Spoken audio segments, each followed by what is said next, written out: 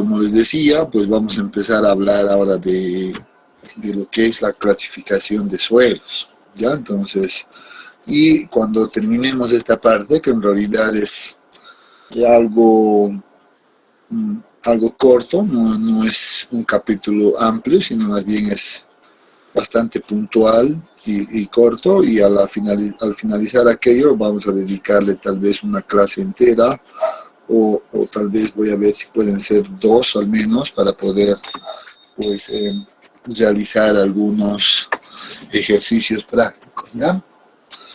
Siempre es bueno hacer algo de práctica, pero primero haremos un poco más de contenido, ¿de acuerdo? Bien, entonces en ese sentido pues vamos a empezar a ver lo que es la clasificación de suelos. ¿A qué nos referimos cuando hablamos de clasificación de suelos? ¿Qué es lo que, cómo lo vamos a hacer?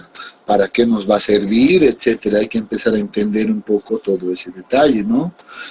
Algo que debemos decir en este momento probablemente es que todo lo que hemos visto en el capítulo 1, ¿ya? Propiedades índice, pues forman la base principal para poder clasificar a los suelos, ¿ya? Entonces esa es la base principal. Por tanto, con todo aquello pues nosotros vamos a poder clasificar a suelos. ¿Qué entendemos por clasificar a los suelos? Pues seguramente muchos dirán, pues clasificar es como que seleccionar algunas cosas y ponerlos en algún lado, ¿verdad? Pero sin embargo, el hecho de ponerlos en algún lado o dentro de algún contenedor, pues significa que todo lo que esté dentro de ese contenedor, pues deben ser o tener algunas cosas en común, ¿no? O sea, ser muy parecidos, ¿no?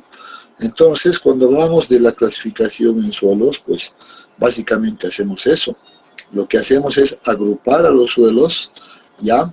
En función a algunas de sus propiedades comunes, ¿no? Entonces, en ese sentido, pues vamos a empezar un poquito a entrar en la introducción a este capítulo, ¿no? Entonces, por eso, a modo de introducción, decimos, pues después de haber realizado la determinación de las propiedades índice, y sobre todo hacemos referencia a lo que es la granulometría y los límites de consistencia, dice, ahora se debe clasificar el suelo.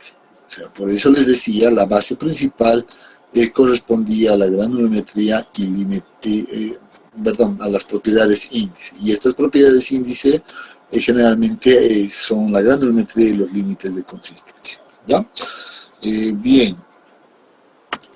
Habíamos hablado en el capítulo anterior ya en términos de que nosotros podemos definir, por ejemplo, las gravas, ¿no? En gravas gruesas, gravas finas.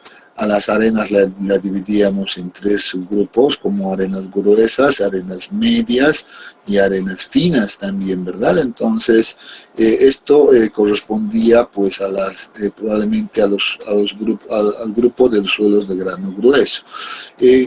¿A partir de qué podíamos hacer esto? Pues a partir del análisis granulométrico por tamizado, ¿no? Ese ensayo de laboratorio que, por cierto, también tienen el manual y deberían de haber revisado.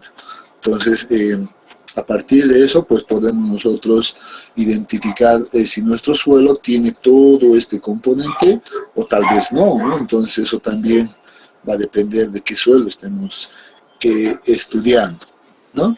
Sin embargo, cuando nosotros hablamos ya de suelos finos, pues vamos a tener que hablar de estructuras mucho más pequeñas, ¿verdad? Y cómo están conformados, por ejemplo, los limos y las arcillas.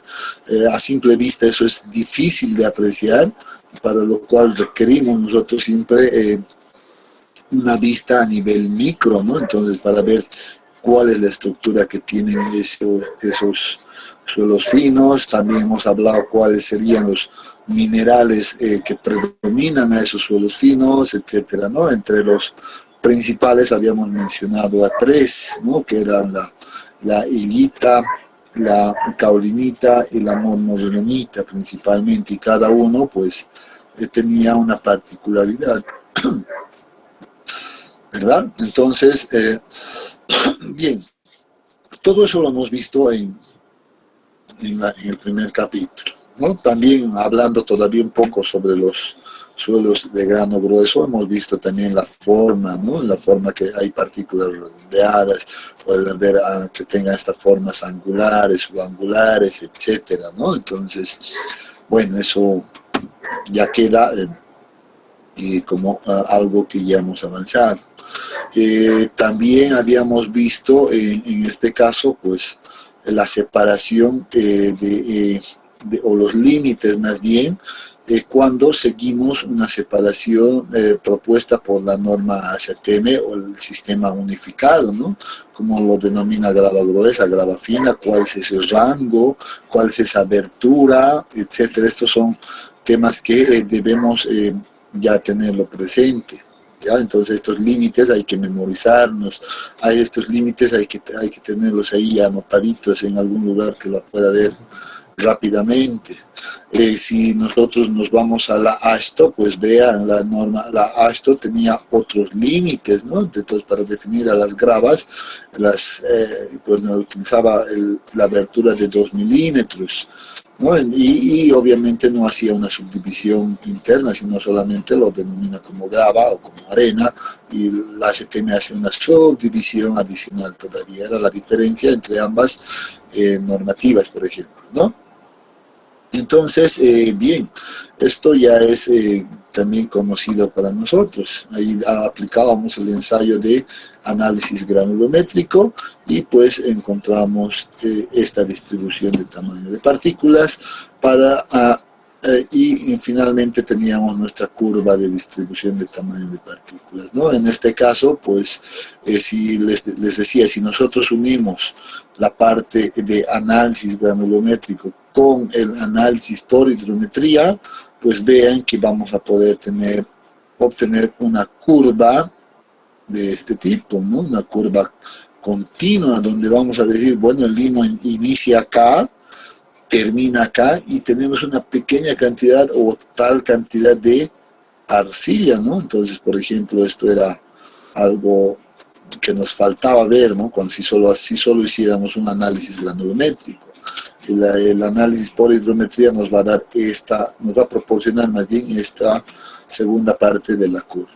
Entonces, esto es bastante interesante, ¿no? Entonces, a partir de esto, ahora, pues nosotros podemos, hemos visto también, ya continuando, hemos visto también la determinación de los límites de consistencia, entre esos el límite líquido, ¿verdad? Para lo cual utilizábamos este equipo de Casagrande, la copa de Casagrande si quieren, para encontrar el límite líquido. Ya lo hemos descrito el día de ayer, cómo se hace aquello.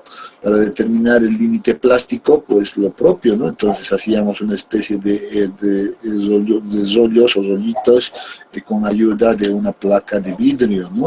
Y encontrando estos dos valores, pues encontrábamos el índice de plasticidad, que es un parámetro bastante útil, les decía, ¿no? Y aquí, en este capítulo, todavía va a resultarse mucho más útil y necesario a la vez.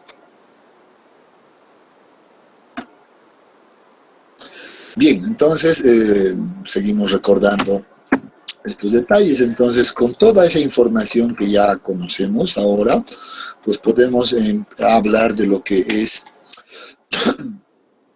en este caso, la clasificación de suelos, ¿no? Entonces, acá claramente nos dice, los sistemas de clasificación de suelos los dividen en grupos y subgrupos, ¿ya? Y además basados en propiedades ingenieriles comunes. Y esas propiedades comunes, pues, son la distribución de tamaño de partículas y la plasticidad de los suelos, como es el límite líquido, el límite plástico, e índice de plasticidad seguramente. Entonces creo que aquí falta ese detalle, el índice de plasticidad. ¿Ya? Entonces, en base a esos datos, dice, yo puedo realizar ya una clasificación de los suelos, ¿no? Entonces, muy bien.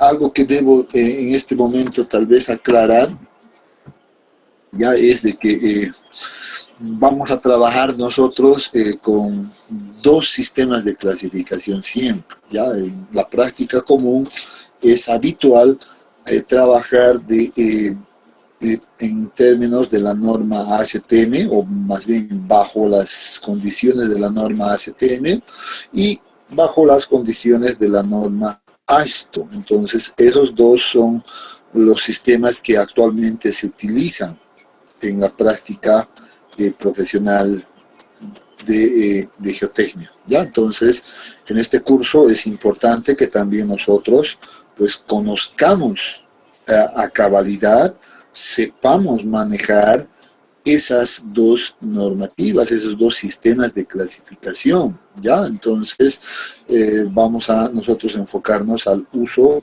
de esas dos normativas. ¿Ya? Entonces, como bien dice acá en la presentación, pues ambos sistemas toman en cuenta la distribución del tamaño de partículas y los límites de Atterberg o límites de consistencia que ya hemos visto. O sea, tienen la misma base para hacer la clasificación. Entonces, no va a haber mayor inconveniente al respecto. ¿Ya? Entonces, muy bien. Como bien lo decía, aquí está el sistema de clasificación ASTO y el sistema unificado de clasificación. ¿Ya? Algo que debo decir acá, pues es que no necesitamos tal vez de mucho respaldo teórico seguramente para poder hacer una clasificación. Lo que sí necesitamos es conocer la normativa, qué nos dice la normativa al respecto, ¿no? Entonces, eso es lo que debemos conocer. Por tanto, nos vamos a abocar básicamente a manejar, pues, las normativas o lo que las normativas nos proporcionan, ¿no? Las normativas por lo general nos dicen, a ver, usted para hacer esta tarea debe basarse bajo estas restricciones, bajo estas condiciones, etcétera, etcétera, ¿no?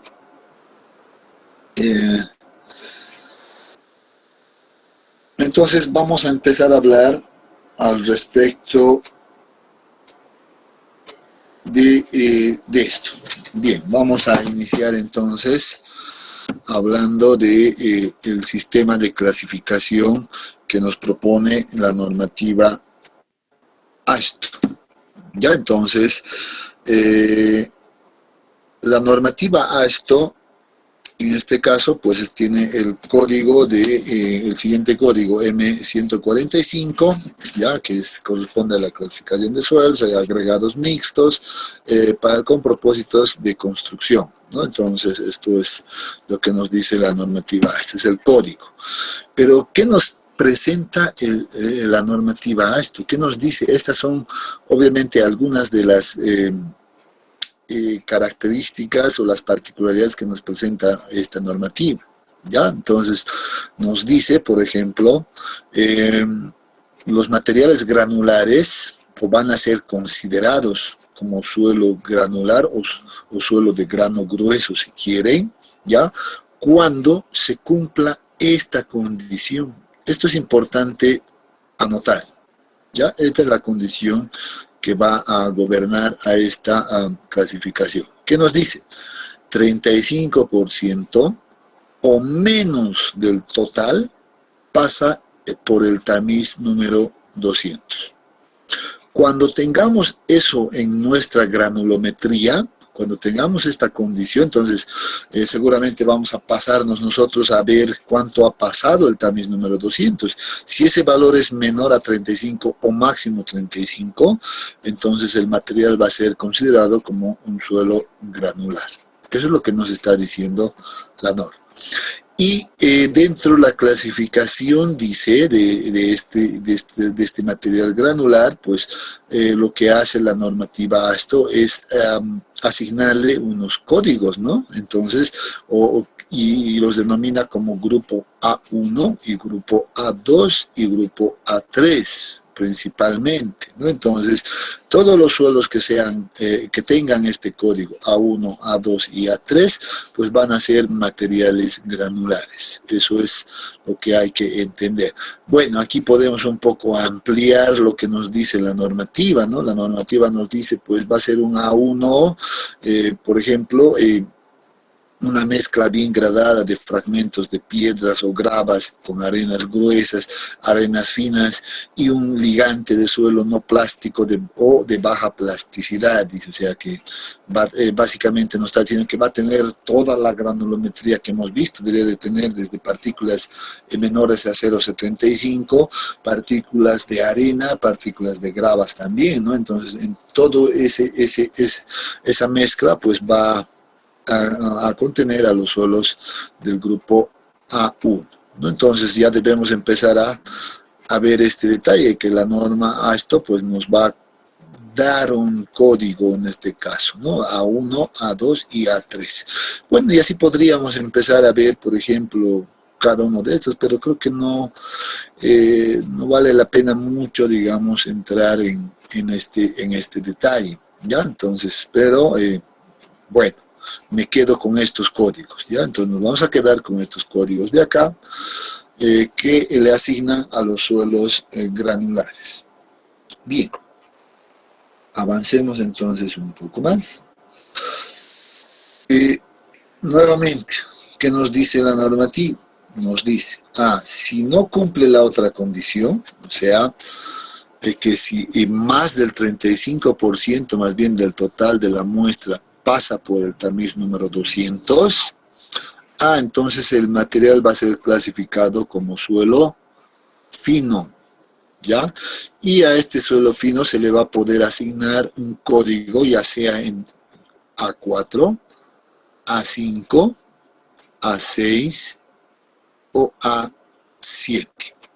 Ya, entonces para clasificar a los suelos de grano fino, pues van a existir 4 grupos, ¿no? Entonces, para los suelos gruesos habían solamente 3 grupos. Para este caso, pues dice, va a haber 4 grupos, ¿no?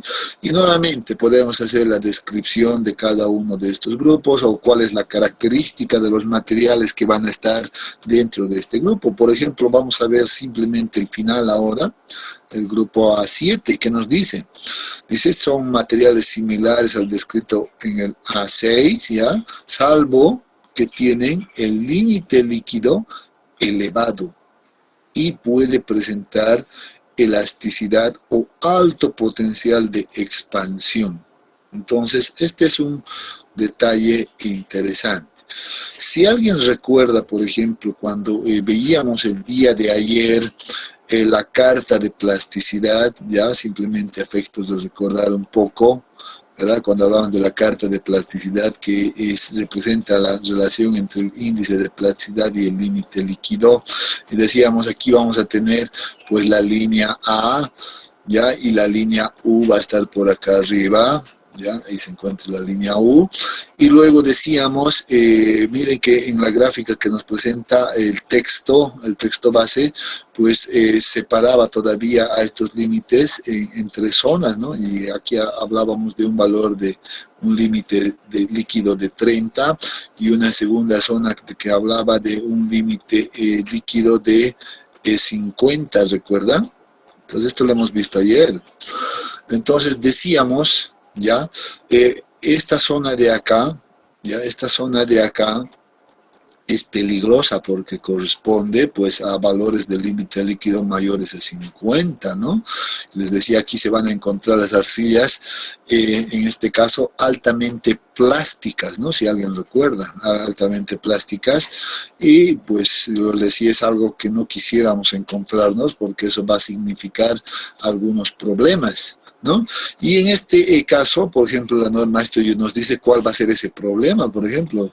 El problema va a ser que van a ser suelos expansivos, van a tener alto potencial de expansión. Eso significa que van al contacto con el agua ganan pues volúmenes grandes, ¿no? Grandes volúmenes.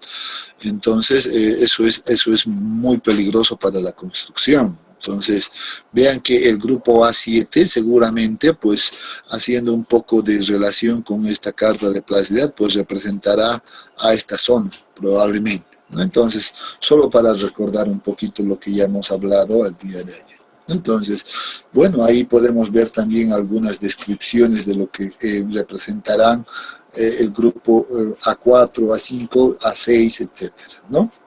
Entonces, bien, pero son los lineamientos de la norma ASTO que me presenta, ¿verdad? Bueno, recordando estas clasificaciones, pues vemos que hay 7 grupos principales: 1, 2, 3, 4, 5, 6 y 7, ¿no? Son los 7 grupos principales. Por eso decimos que el sistema de clasificación los divide a los suelos en 7 grupos principales, que son A1, 2, 3, que ya hemos visto, que corresponden a los suelos de grano grueso, y la condición para que entren dentro de esta clasificación era de esta, ¿no? De que el porcentaje que pasa es menor a 35%. Un detalle, nomenclatura. Cuando estamos en clasificación de suelos, es común a utilizar esta nomenclatura de F200, por ejemplo, que significa el porcentaje que pasa el tamiz número 200. ¿Ya? Anótense eso, por favor. No lo tengo aquí descrito, pero lo estoy aclarando. ¿Ya? F200 significa porcentaje que pasa el tamiz número 200. Análogamente, yo podría ver, por ejemplo, otra denominación como, por ejemplo, F4, ¿no? Entonces, ¿qué representará un F4 entonces en este capítulo? A ver, ¿quién se anima?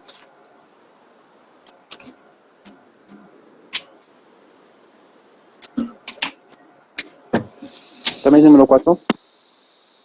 ¿Qué significará, pero así como... Porcentaje que pasa. A ver, ahí estaba cerca. Porcentaje que pasa. El tamiz tamiz 4. Exactamente, muy bien. Esa es la idea, ¿ya? Entonces, van a agarrar esa nomenclatura, se van a anotar. Si yo observo F4, significa porcentaje que pasa el tamiz número 4. Si yo observo, por ejemplo, este valor que sea F10, ¿qué significará? Porcentaje que pasa el tamiz número 10. Correcto. Y se van a acordar que el tamiz número 10, ¿qué abertura tiene?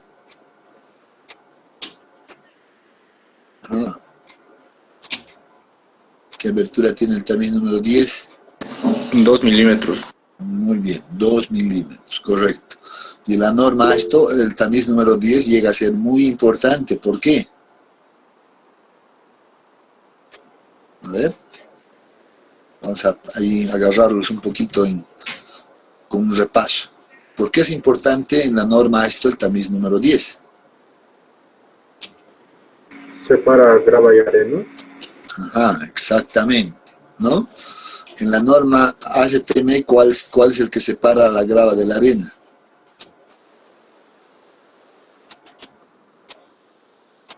¿Qué tamiz? Número 4. Ajá, correcto, número 4. Muy bien.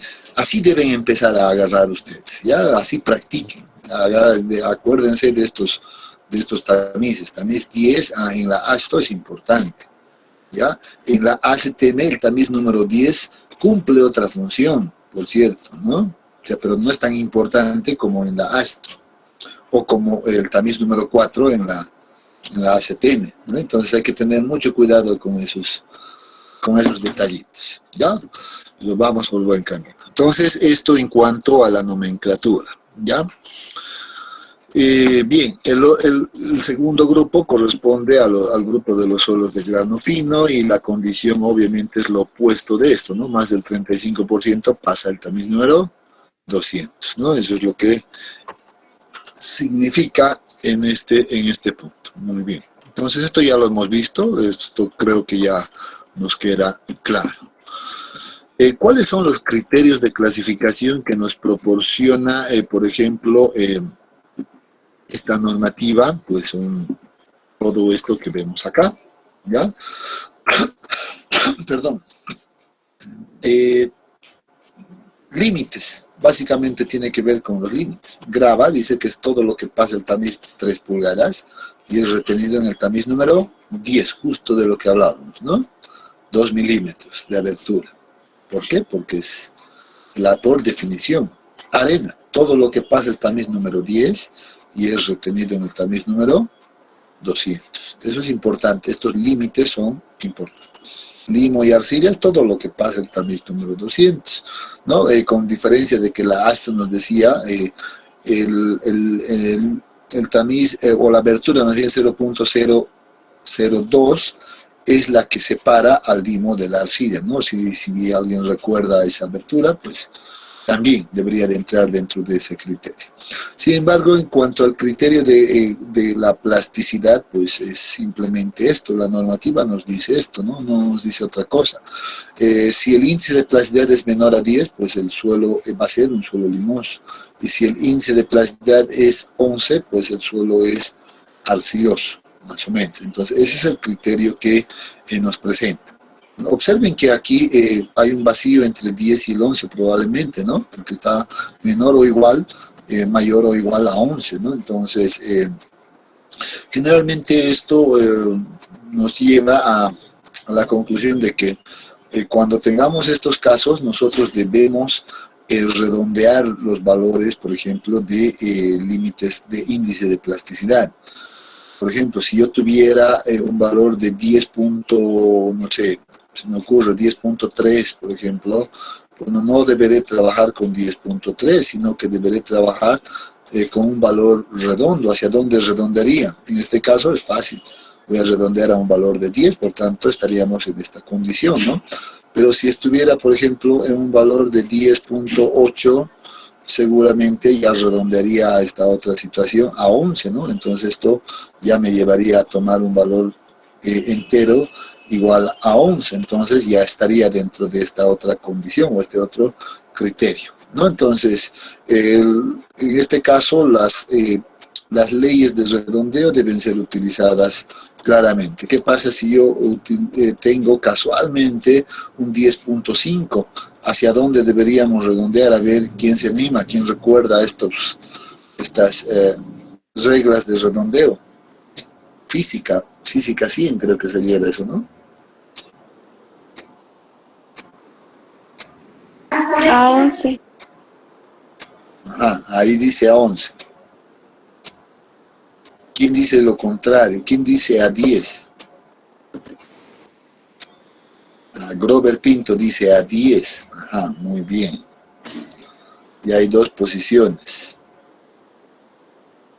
¿A 11 o a 10? Ahora, si la pregunta viene ahí, ¿a cuál? ¿A 10 o a 11? ¿Alguien podría dar el justificativo por qué a 10 o por qué a 11? Porque cuando se tiene el número 5, tienes que ver el número que está al lado, si es impar o par. Y creo que si es impar, se redondea a un número más, o sea, 11. ¿Y si es par? Ya no se redondearía, sería 10. Ajá. Exactamente, ahí está más o menos, pues buen camino a la regla de redondeo, ¿no? Sí, obviamente, cuando estamos en 5, ahí lo que dice su compañera es correcto. Debemos redondear, o más bien debemos mirar este valor, si es impar o es par, ¿no? Si sería impar, deberíamos de redondear al par más próximo, ¿no es cierto? ¿Sí o no?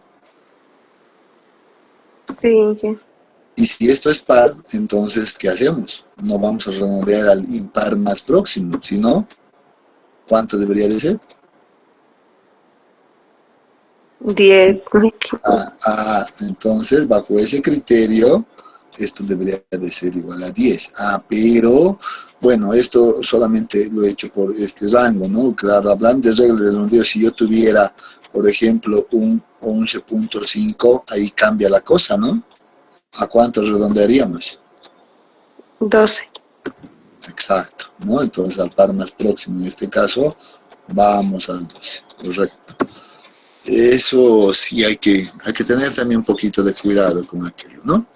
Pero bueno, poco probable que tal vez no salga eso, pero lo que sí hay que tener en cuenta en este caso que debemos trabajar con números redondos para evaluar un poco el criterio de plasticidad. Ya, entonces esto lo van a tener presente, por favor.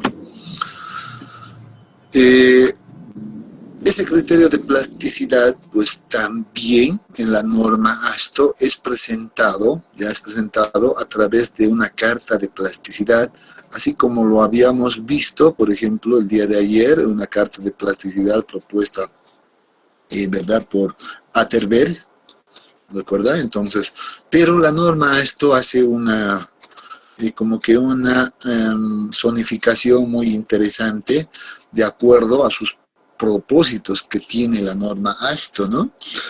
Tal vez en este momento es oportuno indicar que la norma ASTO tiene los propósitos de trabajar en proyectos, ya, y lo voy a anotar acá, ya, y anótense por favor, ya, proyectos viales.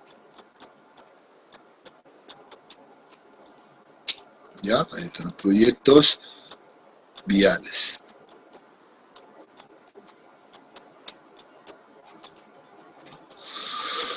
Entonces, para eso es el uso principal de la norma ASTO. O sea que cuando ustedes en algún momento se encuentren trabajando en algún proyecto, ya sea con formación de terraplenes, con formación de capas bases, subbases para carreteras, etcétera, entonces deberán pues dominar la clasificación de suelos mediante el sistema ASTO.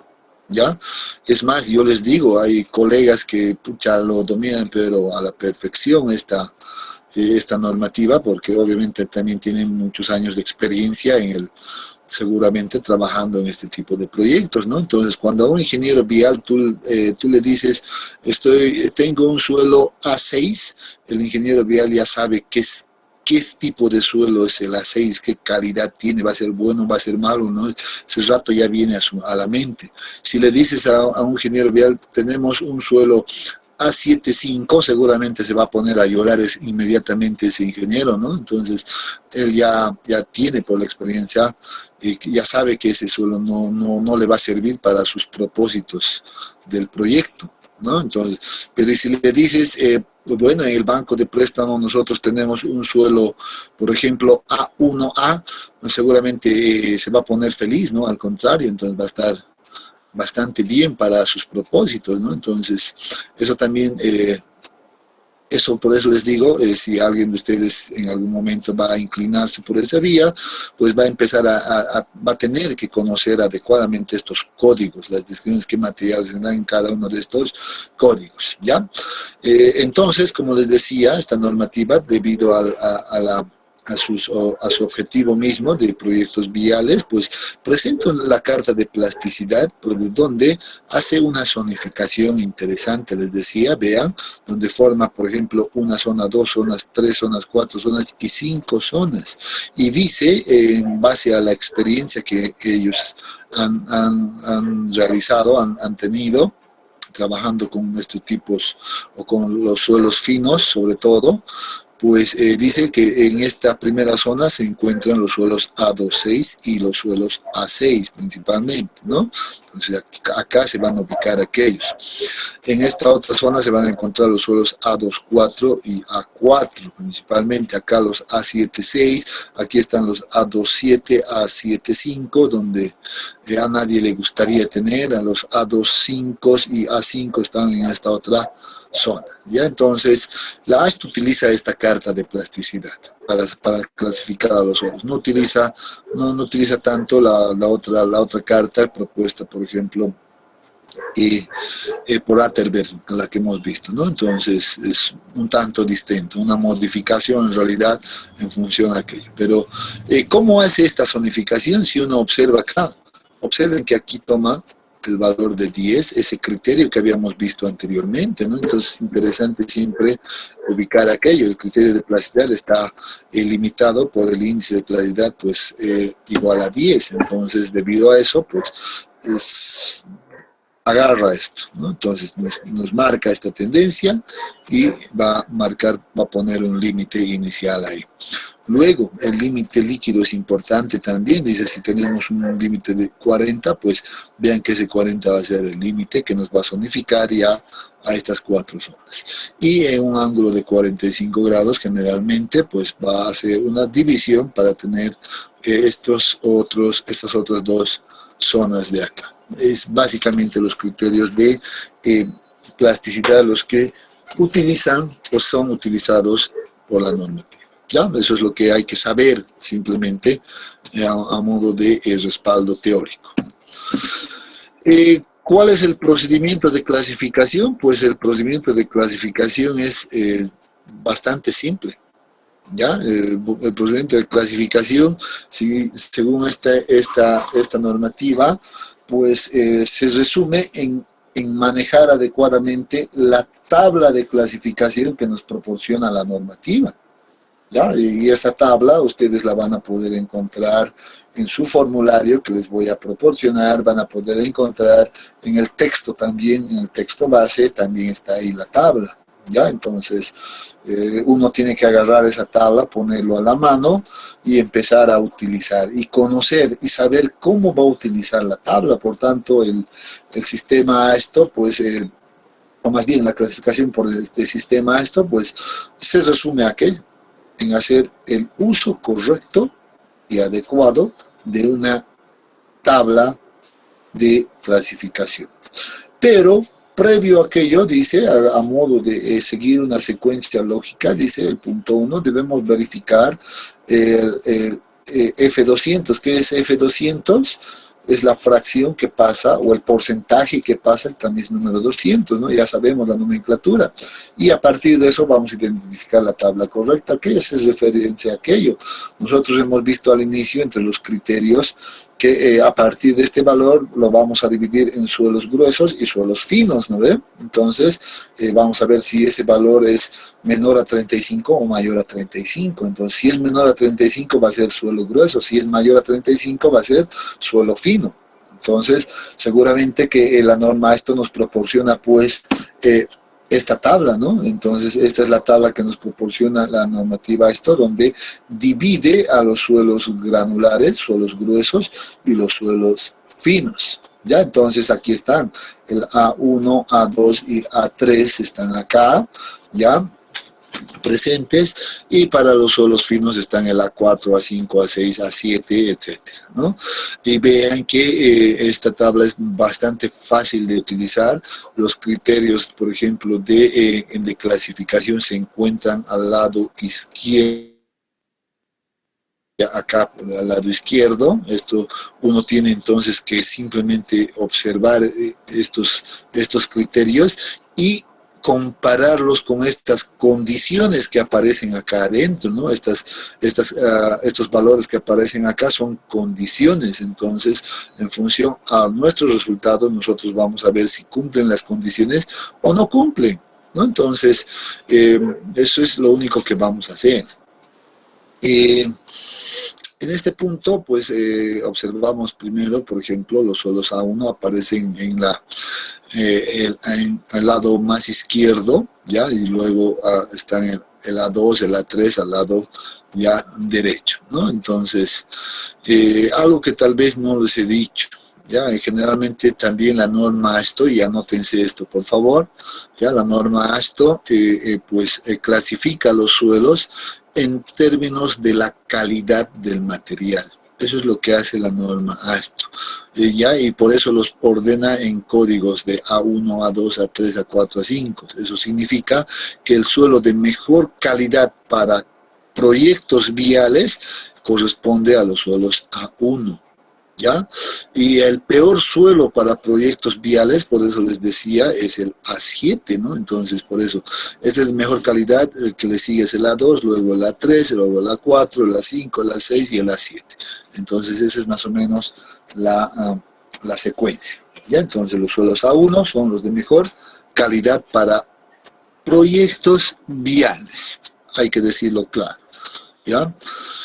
Bien, entonces con el primer paso, lo único que yo debo ver es si cumple esta condición o cumple esta otra condición, ¿no es cierto? Si cumple esta condición, pues bueno, me olvido de todo esto, ¿no? Entonces voy a decir, no me voy a fijar en esta zona media rosa, simplemente voy a verificar pues acá en esta zona medio verde, ¿no? Entonces ahí se va a encontrar mi suelo. Vean que con una simple verificación de cuánto pasa por el tamiz número 200, ya estamos simplificando todo, ¿no? Aquí o es A1, o es A2, o es A3, así de simple, ¿no? Entonces ya tengo ese detalle. O en el caso contrario, si no cumple con esta condición y sí con este otro criterio, pues entonces mi suelo va a ser un A4, A5, A6 o un A7, ¿no? Entonces ahí vamos a ir viendo. Algo que debemos también observar en esta tabla de clasificación es una subdivisión, por ejemplo, de los suelos A1 a un grupo A1A, A1B, ¿no? Entonces, ¿esto qué significa? Que dentro de este grupo hay una subdivisión también en términos de la calidad del material. Por tanto, el A1A siempre va a ser mejor que el A1B, por ejemplo, ¿no? Entonces, eso hay que entenderlo de esa manera. En el grupo A2 lo propio, ¿no? Entonces aquí nos está diciendo, pues, se va a subdividir en un grupo de A24, A25, A26 y A27. ¿Ya? Entonces, lo mismo pasa con los suelos finos. Acá el A7 se subdivide en dos grupos, en A75 y A76. Vean que aquí no va a haber otro criterio, pero sí va a haber un detalle interesante. Acá dice A y aquí dice B, y en la parte inferior nos dice va a ser A si cumple con esta condición, ¿no? Entonces va a ser A75, ese suelo, si el índice de plasticidad es menor a esta ecuación. ¿Y cuál es la ecuación? Límite líquido menos 30. Si el índice de plasticidad cumple con esa condición, pues va a ser un suelo A7,5. Y si no cumple esta condición, pues va a ser seguramente un A7,6, como dice acá. Por eso está el B, que dice el índice de plasticidad, entonces va a ser mayor a esa ecuación, límite líquido menos 30. ¿No? Entonces, así de simple para manejar esto. Estamos aclarando un poquito estos detalles. Todavía no hemos hablado de estos criterios, pero ya podemos hablar también de los criterios, ¿no? Vean que aquí vamos a requerir 4 datos importantes para hacer la clasificación con estos son los criterios. Entonces, vean que necesito conocer cuánto es el porcentaje que pasa. Aquí está el criterio, el tamiz número 10. ¿Cuál es el porcentaje que pasa el tamiz número 40?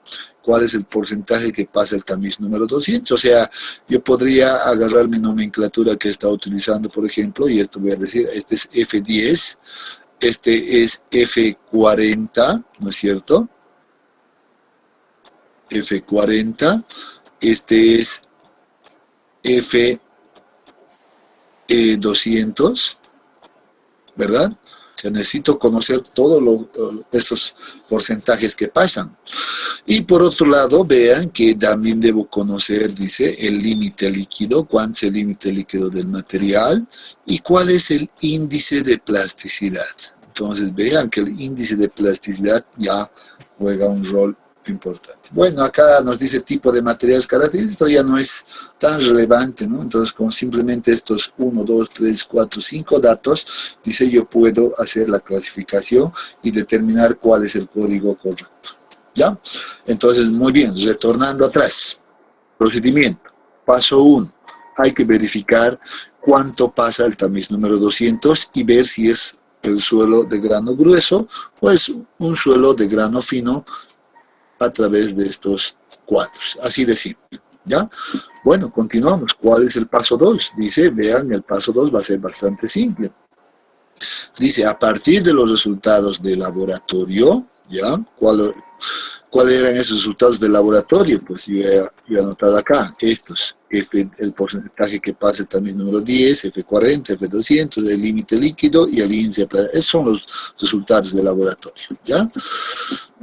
Dice, a partir de los resultados del laboratorio, debo aplicar los datos de izquierda a derecha, ¿ya? Y encontrar la clasificación correcta por un proceso de eliminación. El primer grupo de la izquierda en la que se ajusten los resultados de los ensayos será la clasificación correcta. Simplemente eso me está diciendo, o sea, que hagas ahora tus resultados y ves si cumple o no cumple con los criterios. Si no cumple, pasas a la columna de la derecha. A ver, no sé si tengo acá. Sí, aquí está. Muy bien, estamos nuevamente.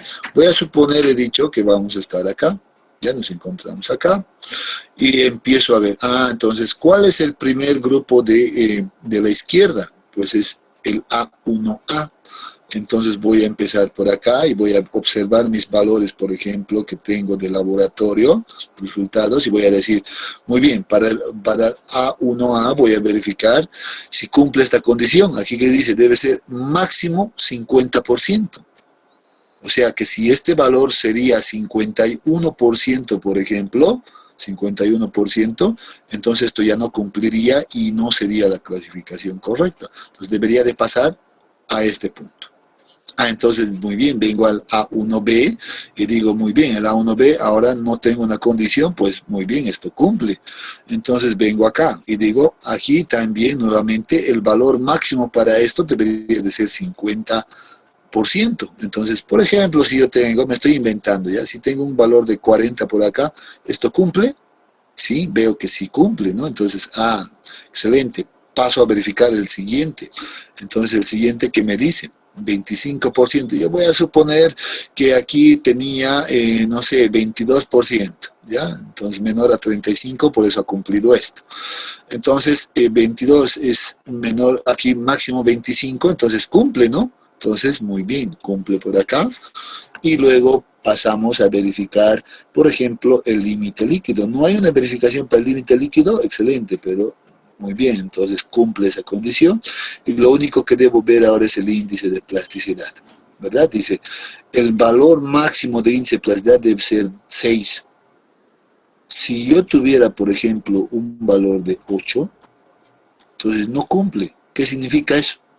Si no cumple, entonces tampoco es así, cumplan todas estas y hay una que no me cumpla, no es la clasificación correcta. Entonces debo pasar al siguiente. Entonces verifico ahora el A3. Vengo al A3 y vuelvo a verificar, dice, mínimo 51, dice acá. ¿Cuánto tenía? 40. ¿Cumple o no cumple?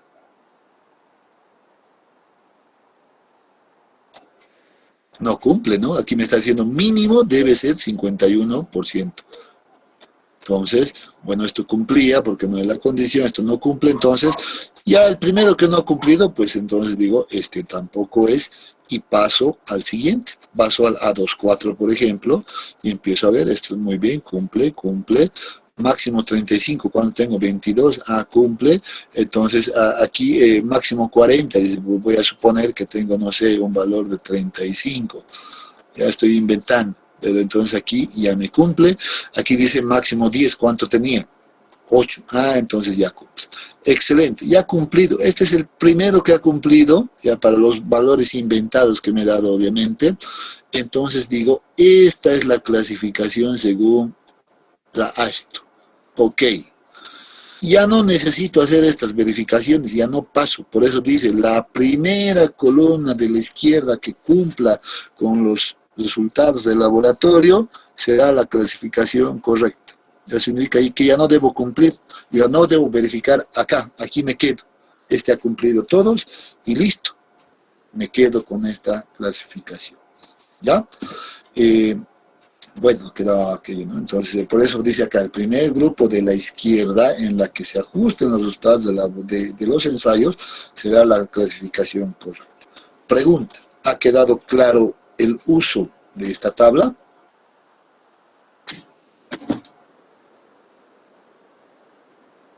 Sí.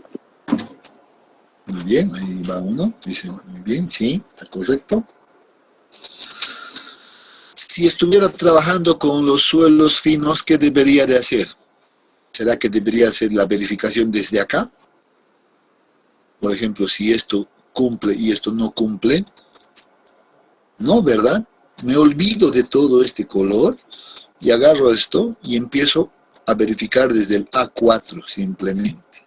¿no? Entonces empiezo, mismo procedimiento. Aquí no hay, entonces cumple, verifico esto. ¿Cumple esto? Mínimo 36, dice, ¿cumple? No cumple, entonces ya voy pasando, ¿no ve? Entonces, ese ya es otra historia. Pero el proceso es exactamente el mismo, ¿no es cierto? ¿Sí o no? Sí, Inge. Muy bien, entonces van a trabajar de esa manera.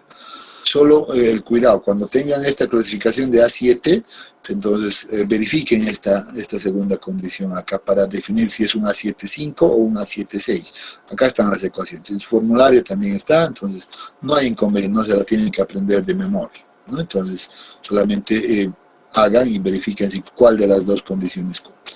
Nada más, así de simple. Paso número 3. Se debe calcular un índice de grupo. Ya este es algo adicional. Una vez que ya he definido el grupo, ya sea para suelos finos o suelos gruesos, el último paso, el paso 3, es calcular el índice de grupo. ¿Cuál es la ecuación? Es una ecuación un tanto larga, ¿ya? Pero que tampoco necesita memorizársela, ¿no? Entonces esta ecuación está en su formulario, está en el texto, es un dato proporcionado. Entonces lo único que yo tengo que hacer es agarrar ese formulario y reemplazar todos mis datos de laboratorio. Observen que este valor de índice de grupo IG está en función del porcentaje que pasa al tamiz número 200, F200 aparece ahí, el valor del límite líquido, si lo hubiera, y el índice de plasticidad.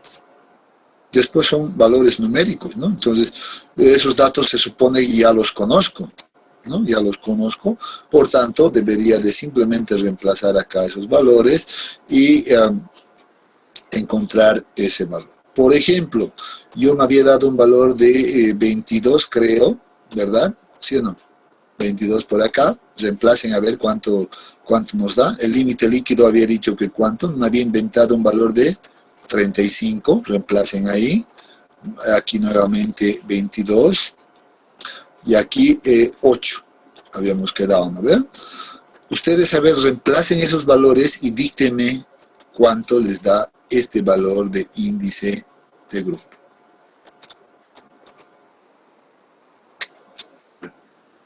Agarren sus calculadoras, rápido, rápido.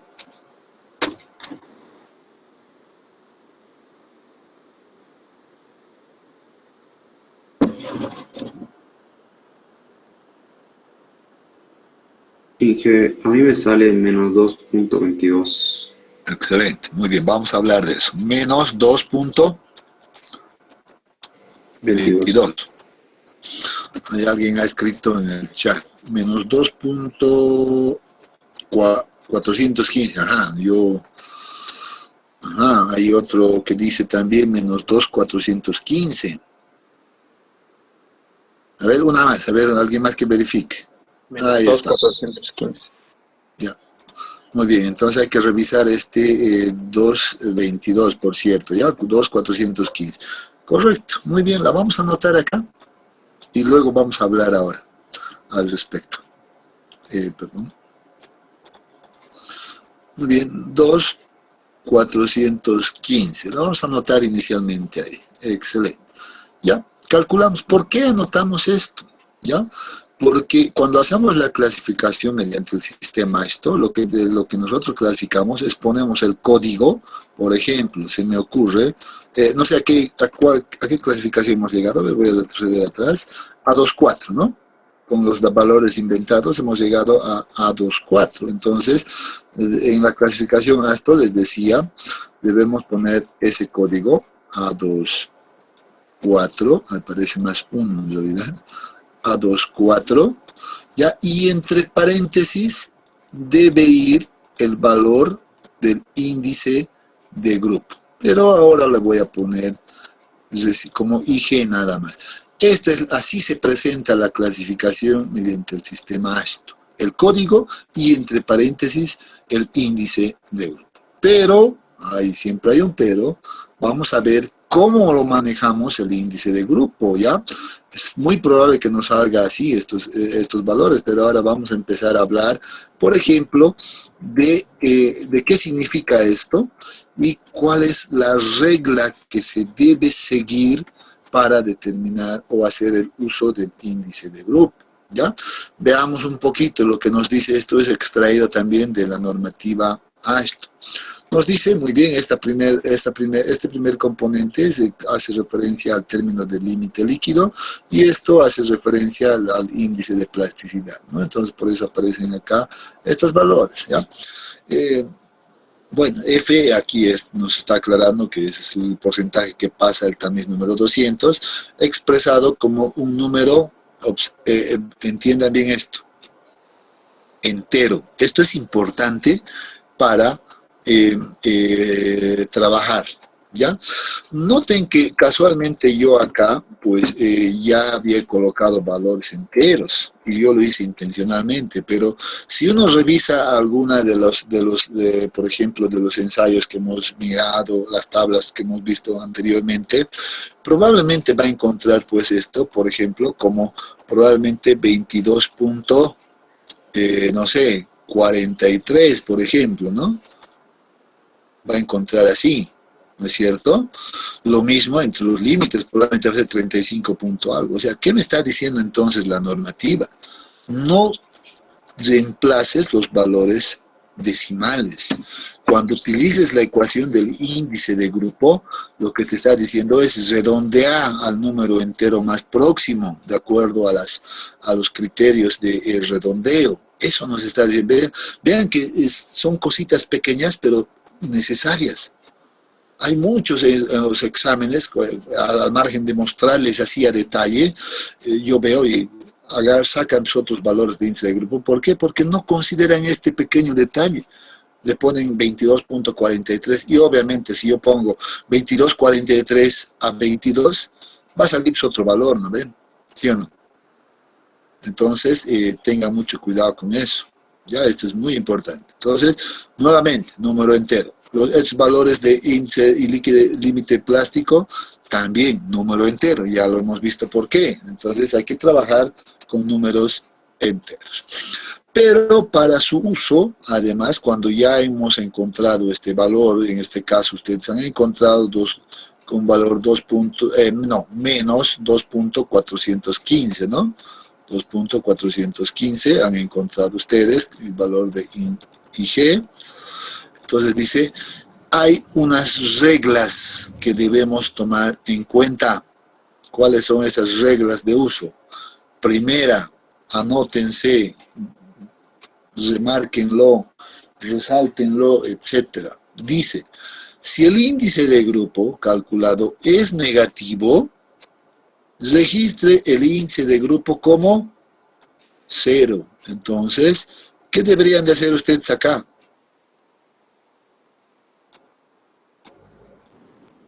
La primera 0. regla. Exactamente. Agarren y la vuelven en 0, porque eso nos dice la regla. Lo vuelven en 0, ¿y cómo van a reportar finalmente? Bueno, va a ser un suelo A-2, 4, entre paréntesis, ahora sí, ¿cuánto? 0. 0, así de simple, y esta es la clasificación que se toma en cuenta. Muy bien, eso es lo correcto. Cuidado que saquen A2, 4, entre paréntesis, menos 2.415, ahí sí está mal, los aplazo. ¿Están escuchando?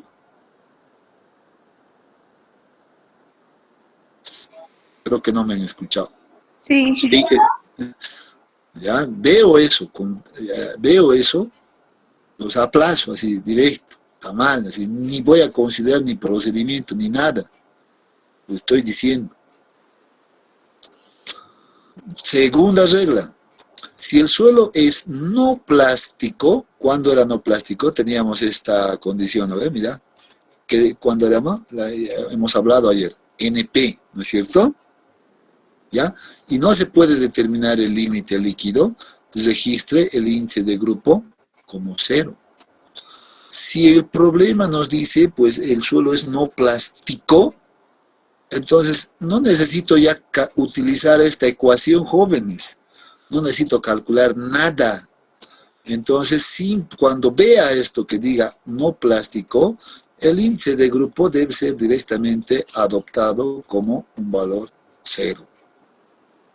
Eso me está diciendo la segunda regla. Tercera regla, es importante estas reglas. Registre el índice de grupo como el número entero más próximo. Ejemplo, aquí hay un ejemplo, dice, si nos hubiera dado esto positivo, vean, por ejemplo, 2.4, dice, debe redondear a 2. Por ejemplo, aquí está, y la regla del redondeo aquí nos dice, ¿no ven? Vean, aquí hay un detalle, el índice de grupo es igual a 2.5, redondeará 3. Entonces, aquí está utilizando esa regla de redondeo. Pero nunca reporte, dice, un valor de 2.4 o con un valor decimal. Eso está mal también. ¿Ya? Entonces, cuidado que le pongan con decimales. Nuevamente, ¿veo eso? Mal. Siempre redondeado a un número entero. Regla número 4. El índice de grupo en los suelos de los subgrupos. Y eso es importante, esto se van a remarcar, ya, de los subgrupos A26 y A27, debe calcularse utilizando solo el término de índice de plasticidad de la ecuación, o sea, solo este término. No considero este término, ya, simplifico la ecuación, solamente me baso en esto, y voy a tener esta partecita. Ya, entonces, la ecuación se va a eliminar solo para estos suelos, por cierto, anoten, remarquen, pónganle asterisco, pónganle lo que vean más conveniente. Cuando yo llegue a a una ecuación A26 o A27, entonces debería de utilizar solo eso. Ya casi hemos llegado nosotros a A24, nos habíamos quedado, ¿no? Si llegábamos al A26 o al A27, pues iba a ser ya incorrecto el utilizar toda la ecuación. Solo debo utilizar la segunda parte más bien de esta ecuación. O sea, esta parte. ¿Ha quedado claro eso, jóvenes?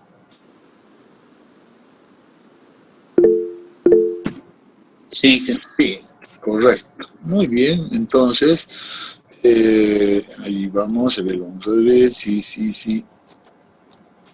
Correcto. Bien, ahora, bueno, ya sabemos cómo hacer la clasificación con la A. Esto se resume al uso correcto de la tabla y el uso correcto del índice de grupo, ¿no? La interpretación correcta, nada más, ahí está el punto de inflexión. Pero ahora voy a explicar un poquito, ¿ya? Y voy a retroceder por acá, ¿ya? Para aclarar qué es el índice de grupo, cuál es la función del índice de grupo. ¿Ya? Voy a retroceder un poquito por acá y vamos a hablar un poquito. ¿Por qué ponemos este índice de grupo así, de esa manera? ¿Por qué es importante? ¿Ya? Entonces vamos a anotar lo siguiente. Anótense, el índice de grupo, jóvenes, ¿ya? Tiene la función, estoy diciendo, anótense, tiene la función de evaluar, ¿ya? Evaluar la calidad de los materiales de un mismo grupo. Evalúa la calidad. Y ahí con esto terminamos, ¿ya? La calidad del material o de materiales, más bien,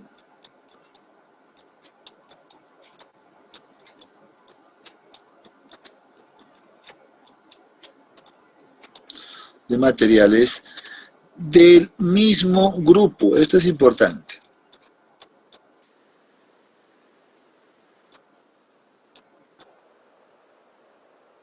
del mismo grupo. Esa es la función. ¿Ya? Del mismo grupo. A ver, vamos a hacer la prueba, si hemos entendido este concepto. Yo tengo este valor, ¿no? Entonces, por ejemplo, previo a eso, voy a todavía continuar algo más que falta. ¿En qué sentido? Ya, en el sentido de que, en realidad, si, anoten también esto, si el índice de grupo tiende a 0 o es 0, entonces esto es mejor calidad.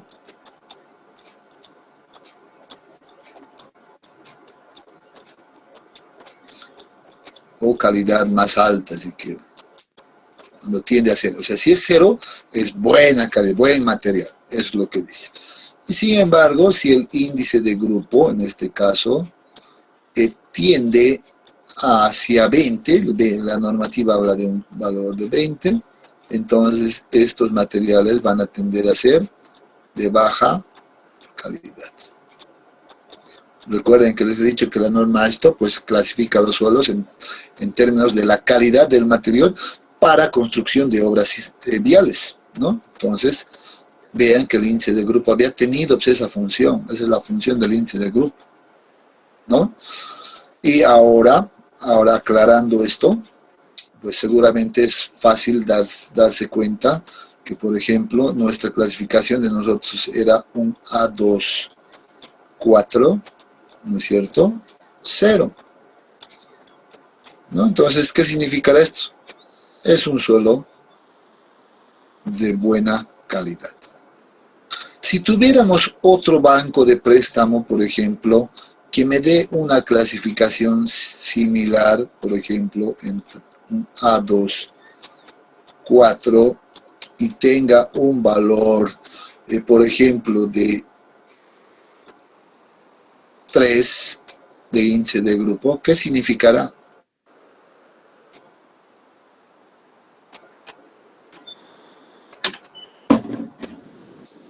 Vamos a suponer que este corresponde a un banco A y este a un banco B.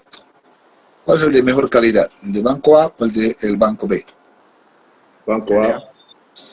De lejos el del banco A, ¿no? Porque es 0. Entonces, ahí es donde juega un rol importante el índice de grupo.